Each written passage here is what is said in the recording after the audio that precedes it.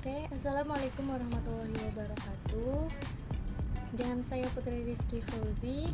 Kali ini kita berada di mata kuliah Kesehatan dan Gizi Anak. Nah, kali ini temanya yang sudah diberikan yaitu apa sih perbedaan antara gizi seimbang dengan gizi 4 sehat 5 sempurna. Apa ya? Simak terus videonya. Oke, langsung aja ke yang pertama, yaitu kita mengenal atau mempelajari perubahan dari 4 sehat 5 sempurna menuju gizi seimbang. Mulai dari konsep makanan 4 sehat 5 sempurna, yaitu yang pertama kali dikenalkan oleh Bapak Gizi Indonesia Profesor Purwosudarmo pada tahun 1952. Konsep ini diterapkan karena saat itu tak ada pedoman makanan sehat, maka dikenal dalam satu piring harus ada protein, karbohidrat, lemak, dan susu. Nah, pedoman 4 sehat 5 sempurna sendiri diadaptasi dari Basic Food di Amerika Serikat yang dikembangkan oleh United States of the Department of Agriculture sekitar tahun 1940-an, di mana konsep itu diharapkan bisa memberikan pemahaman pada masyarakat tentang pentingnya gizi dalam makanan. Tetapi menurut sumber, pedoman itu sudah tidak digunakan lagi karena dianggap ketinggalan zaman dan tidak sesuai dengan perkembangan ilmu pengetahuan dan ilmu gizi. Sehingga Kemenkes mengeluarkan kampanye baru, yaitu Isi Piringku, konsep yang disebut pedoman gizi seimbang itu sebagai pengganti si 4 sehat 5 sempurna.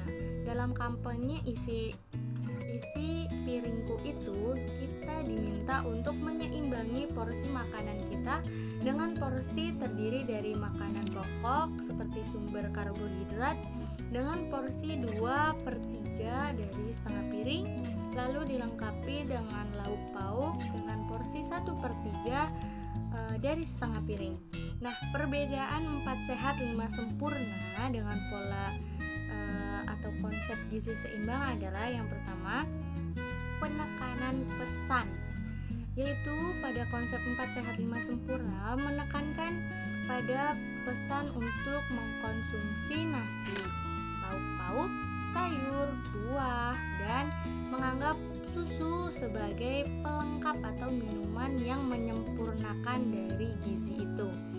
Sedangkan pada konsep gizi seimbang lebih menekankan sebagai susunan makanan sehari-hari yang berisikan zat-zat gizi dalam jenis dan jumlah yang disesuaikan dengan tubuh, dan memperhatikan 4 prinsip, yaitu membiasakan makan makanan yang beraneka ragam, menjaga pola hidup bersih, pentingnya pola hidup aktif dan olahraga, serta memantau berat badan. Kemudian, perbedaan yang kedua yaitu susu bukan penyempurna. Dalam 4 sehat 5 sempurna, kita mengenal bahwa susu menjadi minuman penyempurna kebutuhan gizi sehari-hari, bukan? Nah, konsep gizi seimbang, susu masuk dalam kelompok lauk pauk. Karena susu bisa digantikan dengan jenis makanan lain yang punya nilai gizi yang sama.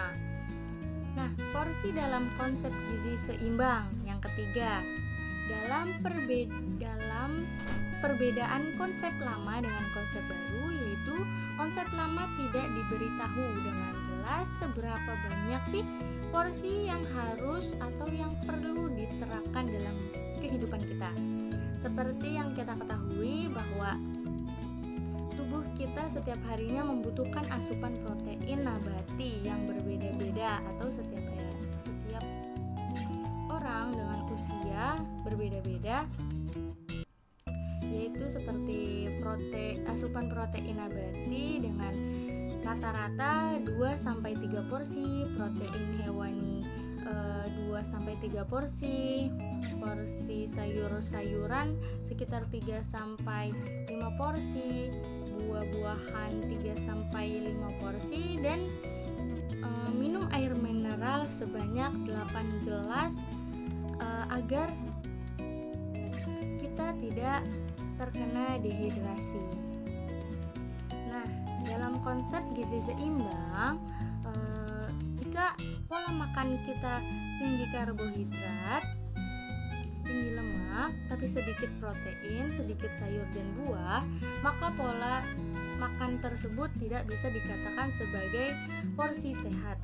Namun dalam konsep 4 sehat 5 sempurna, porsi makan tersebut masih dihitung makanan sehat walaupun jumlah protein, sayur dan buah atau lemaknya terbilang sedikit porsinya. Nah, yang keempat, perbedaan yang keempat yaitu pentingnya minum air mineral. Konsep lama pada 4 sehat 5 sempurna tidak menggambarkan bahwa betapa perlunya tubuh kita untuk minum air mineral, hingga pada gizi seimbang mengoreksi bahwa minum mineral minimal 2 liter atau kurang lebih 8 gelas air per hari. Intinya dari pedoman gizi seimbang sebenarnya hampir sama, hampir serupa dengan 4 sehat 5 sempurna, namun dengan lebih memvariasikan ragam makanan. Misalnya saja jenis sayuran yang tidak terbatas pada sawi saja atau wortel saja atau sayuran lain yang lain, namun divariasikan dengan sayur lainnya. Kemudian porsi dan pentingnya air mineral, serta selain itu di dalam pilar pedoman gizi seimbang juga terdapat anjuran untuk beraktivitas fisik seperti olahraga, kemudian hidup bersih dan menjaga berat badan tetap ideal.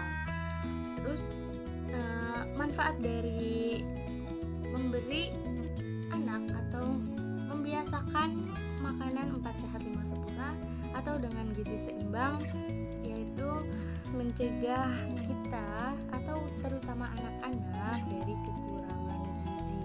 Karena salah satu masalah utama yang dihadapi oleh keluarga atau dalam keluarga tersebut di Indonesia adalah terkait pemenuhan gizi. Di beberapa daerah di Indonesia bahkan ditemukan kejadian stunting pada anak akibat kekurangan gizi. Yang kedua, mencegah kondisi kelebihan berat badan, obesitas, mendukung pertumbuhan tulang dan tubuh si anak. Kemudian yang keempat, mendukung pertumbuhan otak anak agar lebih cerdas tentunya. Lalu ada pula asupan gizi juga sangat penting untuk tubuh kembang anak. Menurut Wakil Ketua Perhimpunan Dokter Gizi Medik Indonesia atau PDGMI, Dokter Spesialis Gizi Klinik Yulistina Ani Indriastuti mengatakan bahwa anak yang sehat menandakan kebutuhan gizinya terpenuhi dengan baik, dan sebaliknya pada anak yang kurang gizinya. Ciri-ciri anak yang gizinya baik dan ciri-ciri yang kurang baik, gizinya kurang terpenuhi ya gitu. Anak dengan gizi kurang terpenuhi atau tidak terpenuhi dengan gizi baik gitu, gimana? Yaitu terlihat karena dari badannya yang kurus, mudah terserang penyakit, tinggi badan tidak sesuai dengan umurnya atau terlihat lebih pendek dari teman-teman sebayanya, kurangnya mikronutrien, matanya cekung, perut buncit, rambut dan kulit terlihat kering, lemah, lesu, lenglai, tidak bersemangat, sulit berkonsentrasi saat berada di dalam kelas atau belajar. Kemudian ada gangguan tubuh dan tumbuh dan kembangnya. Nah, kemudian dengan kondisi atau ciri-ciri anak dengan gizi baik biasanya terlihat pada berat badan sesuai dengan usianya, tinggi badan sesuai normal, tubuh kuat dan kencang, aktivitas dalam kegiatan sehari-hari dominan lebih aktif, terus postur tubuh tubuh yang tegap, kulit sehat dan rambut berkilau atau rambut sehat, matanya jernih, tetap tanggap dan ceria, nafsu makan baik, tidur nyenyak, dan tidak mudah rewel serta tidak mudah terserang bulunya. Mungkin itu saja yang dapat saya sampaikan, kurangnya mohon maaf, lebihnya dari Allah. Wabillahi taufiq wal hidayah. Wassalamualaikum warahmatullahi wabarakatuh. Insyaallah bermanfaat. See you. Right there on top of the moon,